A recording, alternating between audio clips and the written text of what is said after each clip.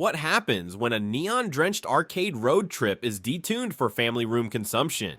Spoiler, fewer cows explode and more fog rolls in. Cruis'n USA on Nintendo 64 is either a lovable launch window workhorse or a grainy slipstream disaster, depending on whether you still smell nacho cheese carpeting when you close your eyes. Overhyped? Ask anyone who bought it expecting a pixel-perfect cabinet clone. Underrated? A million holiday parents clearly thought so. Essential? Well, it taught Nintendo that raw arcade bravado can't be shrink-wrapped without casualties. Chief among them, a White House hot tub cameo and a herd of ill-fated bovines. The missing cows haunt our ride today. The absurd thread will yank whenever the frame rate sputters harder than a 3.5 ED, and D-Monk dodging opportunity attacks don't play coy. We all exploited Step of the Wind. Historical context, spring 1994. Midway unveils a sit-down cabinet labeled Ultra 64 at the American Coin-Op show, promising home console parity once Nintendo's new hardware drops. The machine actually runs on the Midway V unit, a 50 MHz TMS 32031 DSP, plus a custom 3D chip built to fling textured polygons fast enough to make Virtua Racing blush. Marketing alchemy turns this into arcade and home will be identical, and we buy it because the cabinet screams America. Golden Gate Bridge start line, redwood canopies, Iowa cornfields, Mount Rushmore hairpin, and a White House finish flagged by bikini models. October 1994, the Coin-Op launches with Eugene Jarvis's signature XS. You can clip highway cows at 140 miles per hour, send deer tumbling, and witness a grinning Clinton caricature bubbling in a jacuzzi at the credits. Cabinets rake quarters. Flux magazine later ranks it number 63 all time. Nintendo,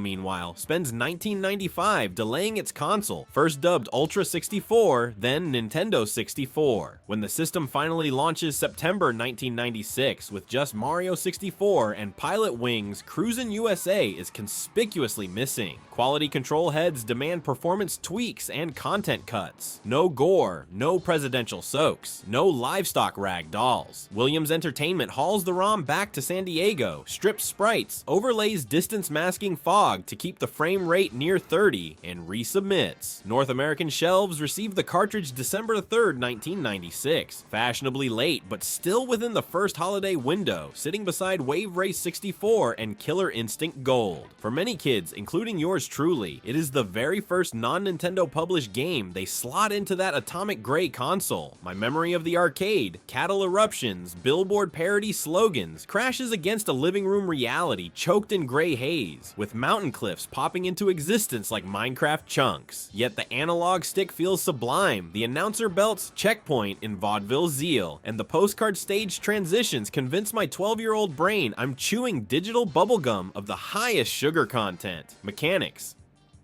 Cruis'n USA is choose car, mash gas, pray, the spiritual descendant of Outrun's beach blonde hedonism with simulation pretense left on the cutting room floor.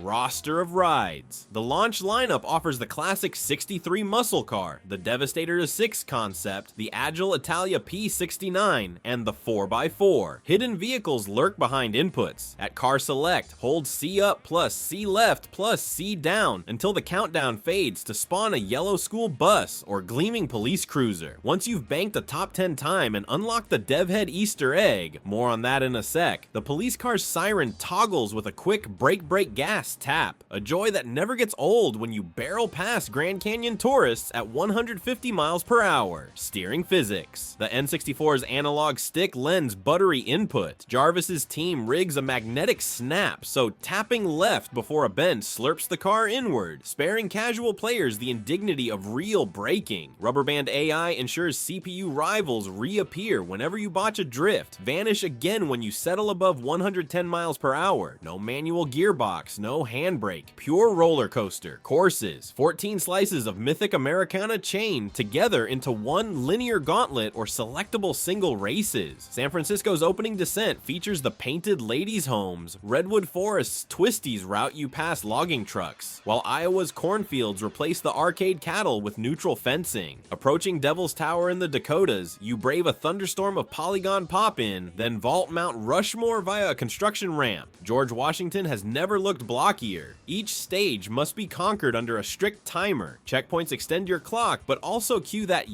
cheer sample. Easter egg dev mugshot. Place a top 10 time on any track, park on the initials entry, and simply hold the analog stick left. After about 30 seconds, the screen rolls through a winking digitized headshot of programmer Matt Booty, accompanied by the caption, "I love this job. Kid me discovered it accidentally while fetching a soda. Returned to find the N64 smiling back. Omitted carnage. Nintendo's teen rating cut every soft body collision. Cows in Iowa, gone. Deer in Redwood, gone. Arcade's dollar bill tunnel featuring First Lady satire, erased. The bikini-clad trophy girls return, though with longer shorts and less jiggle. Still scandalous enough for Belgium, which slapped an 18+ arcade sticker back in '95. Audio attitude. Composer Vince Pontarelli lathers each course with surf rock guitar, FM bell hits, and a cowbell happy hi-hat. The announcer's radio DJ Punch sells arcade lineage. His gleeful "Congratulations, you ween" loops as your car spins on a pedestal in front of the Clinton Free White House. Performance chemistry. The arcade strutted near 60 frames per second. The N64 port averages mid-20s with throat-clearing dips in split screen. Nintendo's fix is the now iconic gray fog. Thin in Redwood, pea soup in the cornfield, oppressive in Washington, D.C. Speedrunners label each hitch a phantom cow, shouting Bovine every time geometry claws into existence. Across a 28-minute any percent, expect 16 bovine sightings, a meta joke outliving the animals that birthed it. Legacy and influence. Critical reception out of the gate. Fierce. Next Generation scolded its graphics. IGN called it the low point of N64 racing, hopefully temporary, and aggregate scores slumped near 50%.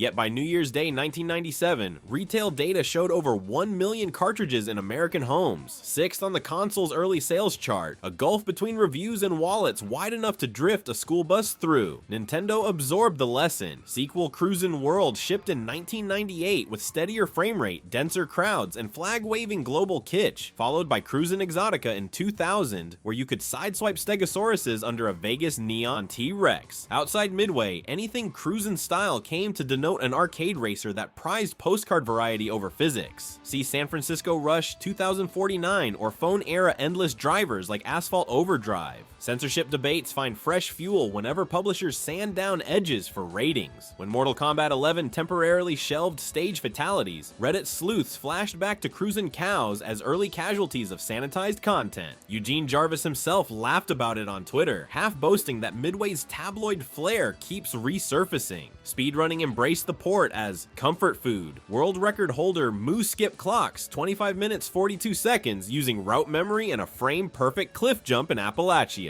Twitch chat bleats Bovine at every frame, stutter like clockwork. The hidden car siren and school bus horn become Pavlovian hype cues during marathons. Collectors debate cartridge revisions. Gray Holder 1.1 prints, the earliest batch, allegedly preserve extra polygons in Golden Gate guardrails. While evidence is shaky, eBay bidding wars prove myth beats microscopy. Academically, the game teaches downgrade culture. Marketing promised parity with ultra-branded cabinets, but living room players got sensor shears, frame cuts, and smog. Modern dev postmortems cite it when discussing expectation management. Never oversell a port's fidelity unless you're ready to swallow forum vitriol for decades. Closing paragraph plus score, Cruis'n USA on N64 is a greasy roadside diner halfway between memory and compromise. Fog-choked, cowless, and still weirdly comforting at 2 a.m.